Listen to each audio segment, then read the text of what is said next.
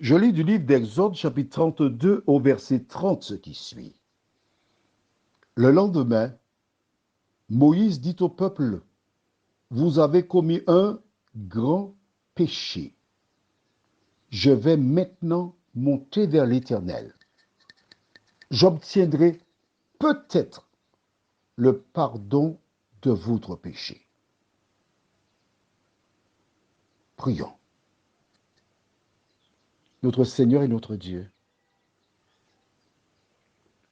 alors que nous étudierons ce verset, que ton esprit nous éclaire, qu'il nous guide à travers la compréhension, que nous puissions retenir pleinement ta parole, au nom de Jésus et pour ta gloire éternelle. Amen. Une fois que Moïse a achevé tout ce qu'il fallait, le même jour, pas la semaine d'après, non, ni en fin de semaine, le même jour, il annonce au peuple qu'il montera le lendemain. Négocier le pardon parce qu'ils ont commis un quoi? Un grand péché. Qu'ont-ils fait? Ils ont fait un veau d'or et ils ont présenté des sacrifices. Ils ont insinué que c'est Dieu qui était le veau d'or. En agissant de la sorte, ils ont rejeté le commandement qui se trouve dans Exode 20, versets 4 et suivants.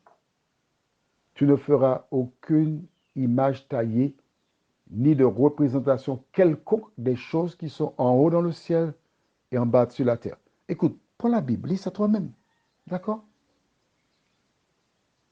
Et puis ils ont dit, c'est Dieu. À partir du moment où tu fais une idole, quelque chose, et tu dis que cette chose-là, c'est Dieu, quelle que soit la chose, que ce soit une idole ou autre, c'est un grand péché. C'est ce que dit la Bible. Si quelqu'un te dit le contraire de ce qui est écrit dans la Bible, tu sais que cette personne est quoi? Un agent de Lucifer. Mais oui, dans le jardin d'Éden, c'est lui qui a incité Ève à faire le contraire de la parole de Dieu. Si tu veux connaître la vérité, lis la Bible. Quand quelqu'un te dit quelque chose, au lieu de boire ce qu'on te donne, au lieu de croire, va prendre la Bible pour voir si ce qu'on te dit est conforme à l'enseignement de la Bible. Si c'est le contraire, ne l'accepte pas, ça vient du diable. Il dit, je verrai si je peux obtenir le pardon pour vous.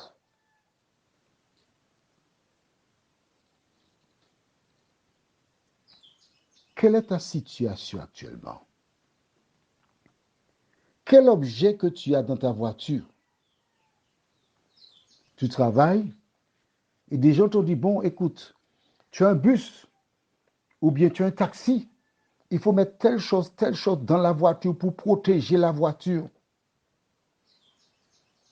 Je t'invite à mettre la chose dans la poubelle. Je t'invite à débarrasser ton véhicule de cette chose qui est contraire à la parole de Dieu. Ta seule protection, c'est l'Éternel. Il te suffit de vivre selon la parole de Dieu. Et quand tu vas vers ton véhicule, tu dis, Seigneur, je suis sur ton compte maintenant. Merci pour ta protection, merci pour toutes choses au nom de Jésus. Et tu pars. Tu n'as pas à t'inquiéter, tu pars. L'Éternel veillera sur ton départ, sur ton voyage et sur ton retour. Prions. Notre Dieu, notre Père, nous avons été leurrés. L'ennemi nous a aveuglés. Mais aujourd'hui, Seigneur, nous voyons Aujourd'hui, nous lisons la parole. Ton esprit nous éclaire, nous la comprenons, Seigneur. Merci. Donne-nous, ô Dieu, de vivre selon cette parole. Donne-nous, ô Dieu, de marcher selon cette parole.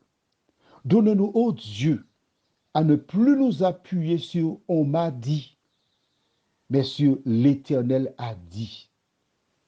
Cette grâce, nous te la réclamons au nom de Jésus pour ta gloire éternelle. Amen. Je te souhaite une bonne nuit.